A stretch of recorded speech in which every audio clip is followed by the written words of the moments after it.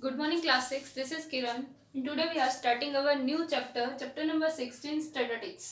Statistics क्या है, हमने पहले भी पढ़ा है स्टेटिस्टिक्स, जो हम बार ग्राफ पढ़ते, टेली मार्क्स पढ़ा है हमने, पिक्टोग्राफ पढ़ा है हमने, तो वही जो है वो स्टेटिस्टिक्स में क्या है, बेसिक है। ठीक है, तो हम पहले स्टेटिस्टिक्स में जो सबसे पहला आता है हमारा वर्ड वो होता है data. What is data? Data जो है वो है collection of numbers gather to give some information. कुछ इंफॉर्मेशन देने के लिए जो हम नंबर्स गैदर करते हैं। जैसे सबसे पहला हमारा एग्जांपल आ जाता है अटेंडेंस रजिस्टर का। हम अटेंडेंस रजिस्टर में क्या नंबर्स रखते हैं कि कौन बच्चा, एक तरह से इंफॉर्मेशन रख रहा है कौन बच्चा कब प्रेजेंट है या क्या है, रोल नंबर वाइज रख रहे हैं। तो ये एक तरह से हमारे पास एक डाटा है जिसको हम कलेक्ट कर रहे हैं ताकि हम बाद में पता लग सके कौन बच्चा कब आया कब नहीं आया। या फिर मैं दूसरा एग्जांपल लूँ, हाइट चार्ट ले लूँ, वेट चार्ट ले लूँ, या फिर ये सारा क्या आता है आपका डाटा में आता है जो हमने कलेक्ट करके रखा है। ठीक है, इसके बाद है पिक्टोग्राफ। अब जो डाटा हमने कलेक्ट किया है उसको अगर मैं पिक्चर्स के थ्रू दिखा रही हूँ, शो कर रहे हैं, जैसे हमने पिछली क्लासेस में किया है, कोई आपको टेबल दे दी जाती थी, हम कहते थे पिक्टोग्राफ बनाओ, तो पिक्चर्स के थ्रू हम रिप्रेजेंट करते थे कि कोई भी पिक्चर बनाते थे, चाहे हम सर्कल लेते थे और वो हम बताते थे कि 1 सर्कल का मतलब 5 है या 4 है या 9 है ना, लिखते थे। तो वो है आपका डाटा को जब हम पिक्चर के थ्रू रिप्रेजेंट कर रहे हैं वो होता है आपका क्या, पिक्टोग्राफ। इसके बाद हमने एक और चीज डिस्कस की थी, टेलीमार्क्स, जो आपका डाटा ही है, जो टेबल आपने कलेक्ट करी है, जो आपने डाटा कलेक्ट कर रखा है, उसको अगर हम वर्टिकल लाइंस के थ्रू दिखाते थे, छोटी वर्टिकल लाइंस के थ्रू, उसे हम टेलीमार्क्स बोल देते थे। And these are made up in group of 5, 5 का ग्रुप बनाते थे। जैसे मुझे रिप्रेजेंट करना है 6 को या 7 को या 8 को, किसी को भी, तो 5 का ग्रुप बनता था, 1 2 3 4, 5th पे हम काट देते थे, है ना। फिर 6 7, ये किसको रिप्रेजेंट कर रहा है, 7 को, है ना। इसी तरह से जो हमने ये बनाया इसे क्या बोलते हैं, टेलीमार्क्स। तो जो आपके स्टार्टिंग के 4 क्वेश्चन है वो आपके इसी के ऊपर बेस्ड है, जो आपने पीछे पढ़ा है, पिक्टोग्राफ बनाना है या टेलीमार्क्स बनाना है या पिक्टोग्राफ रीड करना है। ठीक है, तो हम पहले वो थोड़े से एक बार डिस्कस कर लेते हैं। तो आपका जैसे फर्स्ट क्वेश्चन कह रहा है कि आप ये रिप्रेजेंट कर रहे हैं इलेक्ट्रिक बल्ब्स की सेल को, कि मंडे को आपके 6 बल्ब्स की सेल हुई है, ट्यूसडे को आपको 8 बल्ब्स है, इसी तरह से आगे डाटा है। कह रहा है मेक टेलीमार्क्स बनाओ इसकी। तो हम क्या ऊपर इसी में बुक में ही कर सकते हैं हम ये क्वेश्चन, टेलीमार्क्स बना लिख के हम ऊपर हम टेलीमार्क्स बना देते हैं 6 के, 1 2 3 4 5 6 बन गया ना, 6 रिप्रेजेंट हो गया। 8 को मुझे दिखाना है टेलीमार्क्स के थ्रू, 1 2 3 4 5 6 7 8।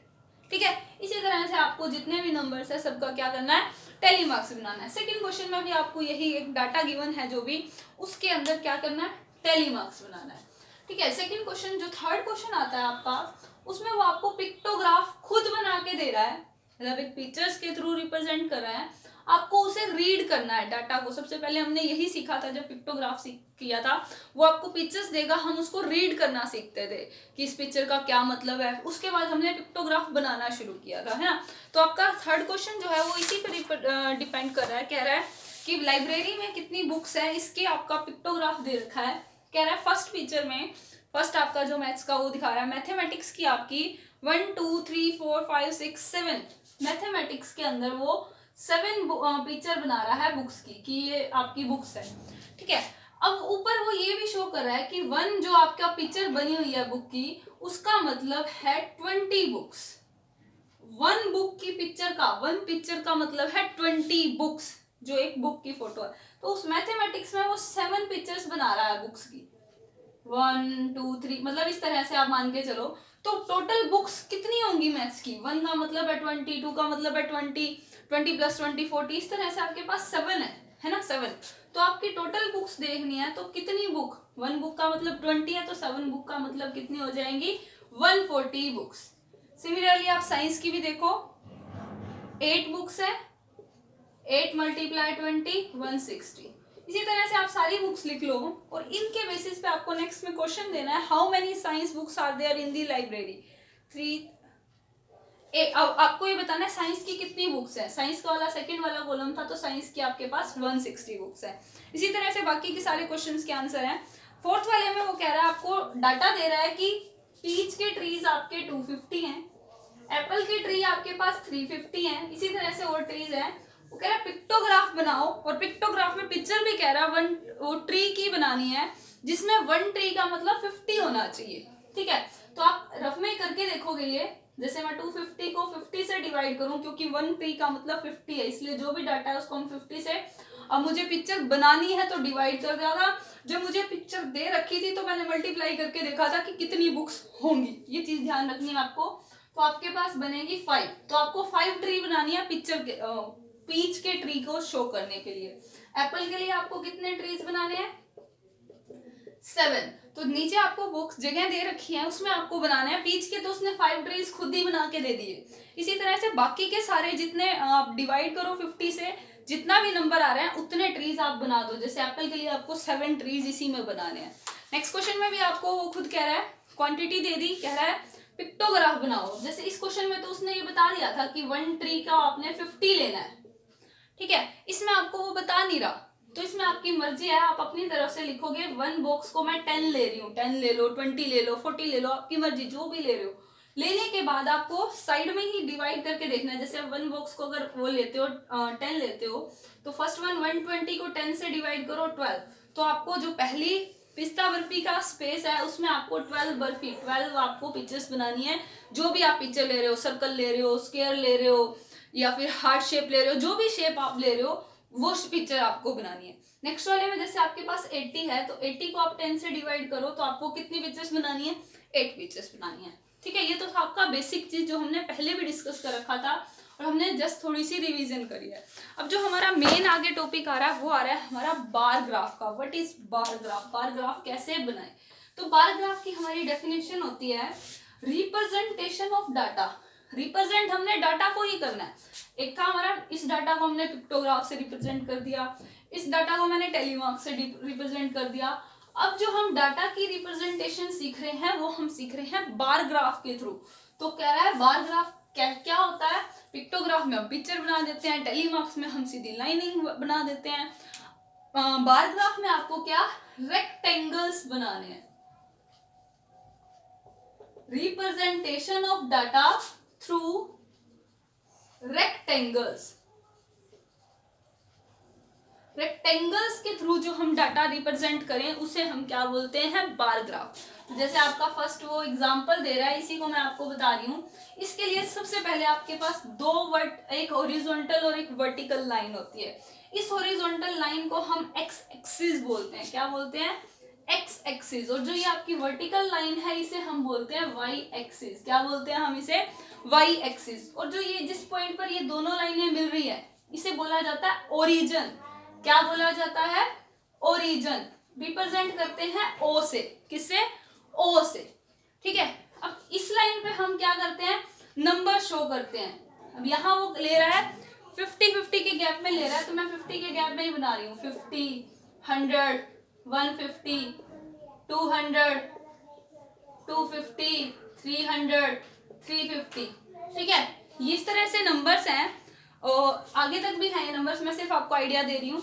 अब इस डाटा के ऊपर इस एक्स एक्सिस पे आपका डाटा शो कर रहा है और कितने नंबर्स यहाँ वो रिप्रेजेंट करा रहा है। नंबर ऑफ शूज वेयरिंग कह रहा है number of students wearing the shoes of different number, कि डिफरेंट नंबर के 4 नंबर के जूते कितने बच्चे डालते हैं, वो इसमें 250 के थ्रू इस तरह से ये बना रखा है।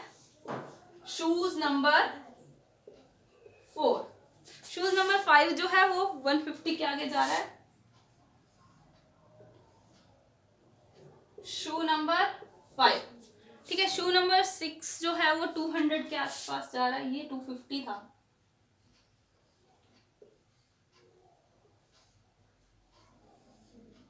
ये है शू नंबर 6। इसी तरह से आगे भी है।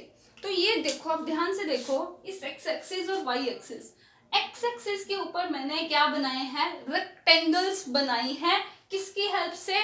वाई एक्सिस की हेल्प से। तो इसको पढ़ने का ये तरीका है, ये शू नंबर 4 कितने बच्चे डाल रहे हैं?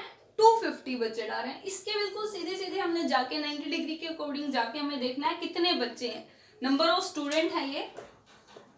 तो ये है हमारा रीड करने का तरीका बार ग्राफ को। जैसे हमने सबसे पहले पिक्टोग्राफ में पिक्टोग्राफ रीड करना सीखा, वैसे ही बारग्राफ में हम बारग्राफ रीड करना सीख रहे हैं कि शू नंबर 4 जो है 20 to 50 स्टूडेंट्स डाल रहे हैं, शू नंबर 5 जो है 150 स्टूडेंट्स डाल रहे हैं, शू नंबर 6 जो है वो 250 स्टूडेंट्स डाल रहे हैं। इसी तरह से शू नंबर 7, 8, 9 जितने भी हों उनको हम रीड कर सकते हैं कि कौन से नंबर का जूता कितने बच्चे डाल रहे हैं। तो ये देखो, अब ध्यान से देखो, ये क्या है आपकी हॉरिजॉन्टल लाइन, ये है आपकी वर्टिकल लाइन, ठीक है।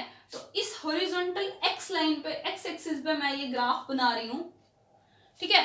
तो एक ये तरीका हो गया आपका बार ग्राफ बनाने का। एक दूसरा होता है आपका, जो आपका नेक्स्ट पेज पे ही दे रखा है, ये आपको वर्टिकल, ये तो आपका देखो इस तरह से वर्टिकल लाइन के पैरेलल है, तो इसको हम वर्टिकल बार ग्राफ बोलते हैं।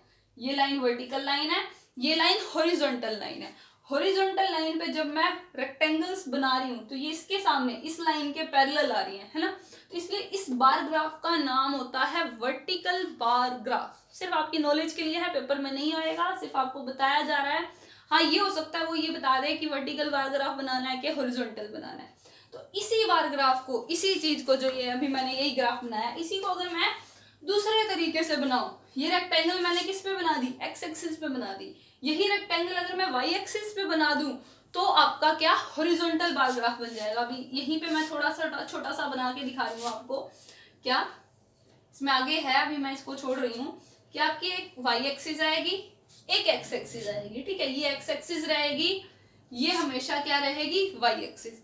अब मैंने क्या किया था, इसमें एक्स एक्सिस का यूज किया था रेक्टेंगल बनाने के लिए, वाई एक्सिस पे मैंने नंबर लिखे थे। अब मैं उल्टा करती हूँ, ये ओरिजिन O है, इस पर मैं नंबर लिखती हूँ 50, 100, 150, 200, 250, 300, ठीक है। यहाँ पे मैं क्या बना रही हूँ, रेक्टेंगल बना रही हूँ कि जो शू नंबर 5 है वो 250 बच्चे डाल रहे हैं, शू नंबर 4, शू नंबर 5 150 बच्चे डाल रहे हैं।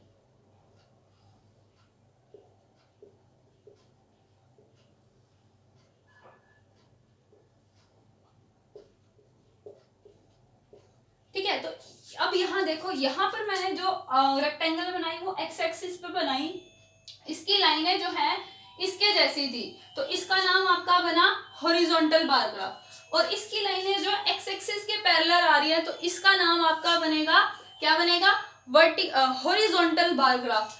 क्योंकि ये लाइनें वर्टिकल लाइन के पैरेलल है, इसलिए ये हो गया आपका वर्टिकल बार ग्राफ। इसकी लाइनें जो है हॉरिजॉन्टल के पैरेलल है, इसलिए इस ग्राफ का नाम हो जाएगा हॉरिजॉन्टल बार ग्राफ, ठीक है। तो इनको रीड करना है जस्ट कि भाई शू नंबर 4 जो है 250 बच्चे डालते हैं, 250 डाल रहे हैं, शू नंबर 5 150 बच्चे डाल रहे हैं। ये भी पूछ सकता है कितने बच्चे, सबसे ज्यादा बच्चे कौन से नंबर का जूता डाल रहे हैं। इस टाइप से जो भी क्वेश्चन है आपके, जैसे क्वेश्चन नंबर वर्कशीट 1 में जो है आपका क्वेश्चन बार ग्राफ देके आपसे क्वेश्चन पुट कर रहा है, जस्ट इन क्वेश्चन के आपको आंसर लिखने हैं, रीड करना है यहाँ से कि सोशल साइंस वाले कितने बच्चे हैं, 50 हैं, मैथमेटिक्स में कितने मार्क्स आ रहे हैं, 90 मार्क्स आ रहे हैं। टोटल मार्क्स भी पूछ सकता है कि तीनों के, शू नंबर 5 और 6 के टोटल कितने बच्चे हैं, तो शू नंबर 5 और 6 वालों को प्लस करा देंगे। टोटल पूछता है तो जितने भी आपके हैं सारे प्लस करा देंगे। तो वो क्वेश्चन पे डिपेंड करता है, मैक्सिमम पूछ रहा है, मिनिमम पूछ रहा है, तो आप क्वेश्चन पढ़ना है, पहले आपको ये समझना है ग्राफ, उसके बाद जो भी क्वेश्चन पुट किया जा रहा है उसका आंसर लिखना है। क्लियर है?